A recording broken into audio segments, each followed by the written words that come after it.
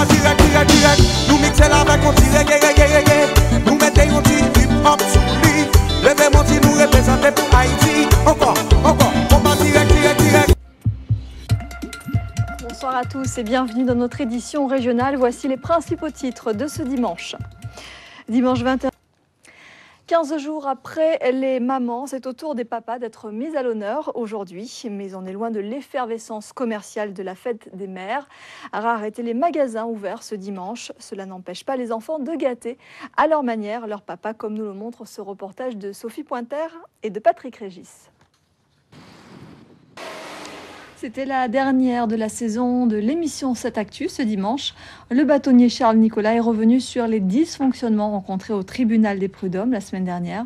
En effet, lors de l'audience de jeudi, 3 incidents ont émaillé la séance, ce qui a conduit les avocats à manifester leur mécontentement et quitter le tribunal. Retour sur les explications du bâtonnier avec François-Joseph Housselin. Des confrères qui demandent... Et on entame tout de suite une page sportive. Johan Ruffin est le nouveau champion des dom-tom de cyclisme. La fin du championnat national des dom-tom se disputait aujourd'hui à l'île de la Réunion.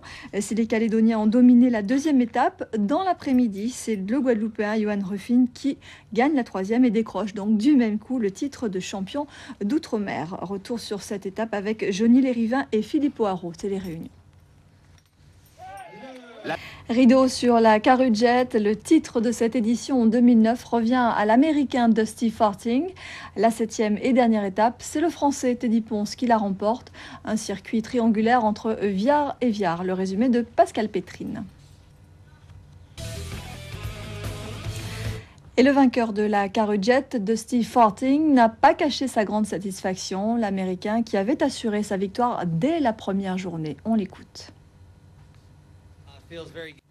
On parle football maintenant avec la finale de la Ligue Anti-Foot, récemment rebaptisée Trophée de Margaillard.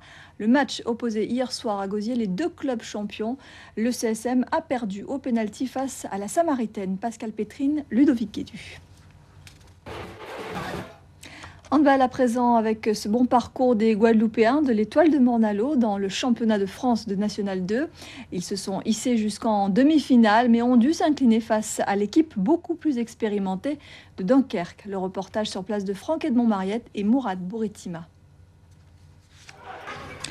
Juin, c'est le mois des lancements chez les marins. La flotte guadeloupéenne compte 2 nouvelles unités, un canot à rame et un canot à voile. Eric Stifling était présent pour les 2 baptêmes. Voyez son reportage. Phare à Palabre, c'est le titre du dernier ouvrage du poète et romancier Max Jeanne, l'auteur guadeloupéen qui puise son inspiration dans son environnement quotidien. Présentation de l'ouvrage avec Gérard César et Rodi Maletti. Quelle place la mode accorde-t-elle aux mannequins noirs et métissés? Depuis Naomi Campbell, Iman ou encore Noémie Lenoir, ils se faisaient rares sur les podiums et les couvertures de magazines. Mais il semble que la tendance soit de nouveau à la pluriethnie, même s'il reste encore du chemin à faire, comme nous le montre ce reportage de Noémie Loweller et Michael Bastide. C'est la 28e fête de la musique, célébrée à travers le monde. Des concerts sont programmés un peu partout dans notre département. L'occasion pour nous de vous faire découvrir le travail des élèves de la chanteuse lyrique Catarilia Marsol. Ils étaient en répétition cet après-midi avant de se produire vendredi prochain à la salle paroissiale de l'église Saint-Luc, accompagnés par le pianiste Michael Jeanne, Muriel Barlagne, Daniel Quirin.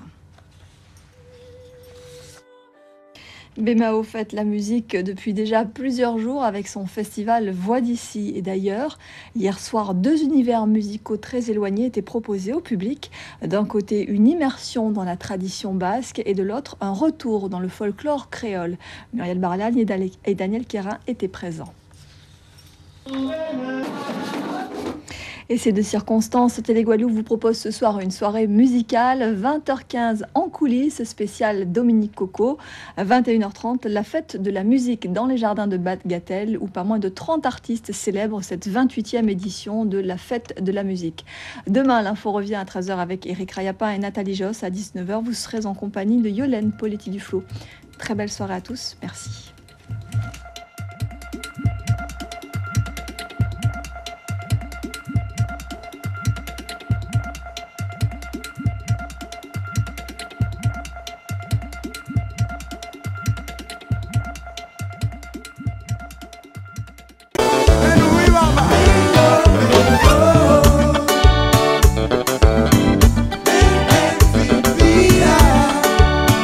value replayer. C'est pas un basketball.